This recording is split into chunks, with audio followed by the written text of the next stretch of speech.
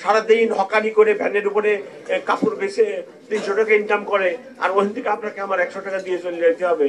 এটা তো খুবই দুঃখজনক। চাঁদা নেয় সিটি কর্পোরেশনের লোকেরা, পুলিশ, লোকাল মাস্তান, এটা ভাগবাটার করে খায়। পুলিশ যদি এই ধরনের কাজে চাঁদাবাজি বা ভাগ খায়, ধন্যবাদ স্যার। আমার কাছে নিয়ে আসেন, খালি আমার কাছে খালি নিয়ে আসেন। যদি অ্যাকশন না পান আমাকে বললেন, আমি চলে যাবো। আমি চাকরি করবো না, আমি কমিশন থাকতে চাই। আপনারা খালি নিয়ে আসবেন আমার কাছে। আচ্ছা, আমি জনগণের পাশে থাকেন স্যার, আপনি জনগণের পাশে থাকেন। জনগণ আপনার পাশে আছি আমরা স্যার, জনগণ আমরা আপনার পাশে আছি। আপনার জনগণের সাথে থাকেন।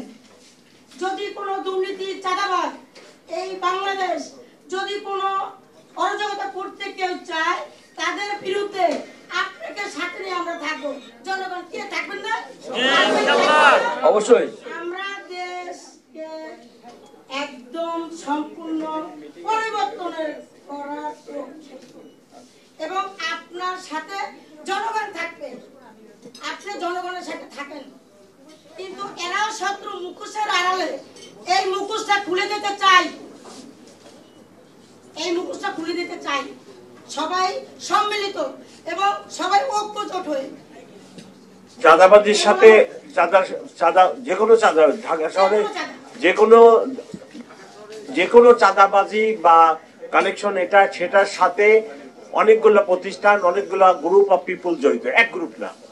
হকার দিকে থেকে চাঁদা নেয় সিটি কর্পোরেশনের লোকেরা, পুলিশ, লোকাল মাস্তান, এটা ভাগবাটার করে খায়। আমার পুলিশও ভালো না, ওরাও ভালো না, মাস্তানরাও ভালো না।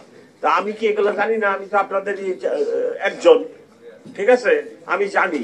কিন্তু আপনারা আমার কাছে নির্দিষ্ট নিয়ে আসেন যে এই লোকগুলা করতেছে। আমার লোক যদি জড়িত হয় আর কোনো রক্ষা নেই, এটা আমার হাতে আছে। আর আমি চাঁদাবাজি বন্ধ করতে চাই, আপনারা নিয়ে আসেন। আমি চাঁদাবাজি বন্ধ করতে চাই। গরিবের টাকা সারাদিন হকারি করে ভ্যানের উপরে কাপড় বেচে 300 টাকা ইনকাম করে, আর ওখান থেকে আপনাকে আমার 100 টাকা দিয়ে চলে যেতে হবে। এটা তো খুবই দুঃখজনক, খুবই দুঃখজনক। সো এগুলো আমার নোটিশে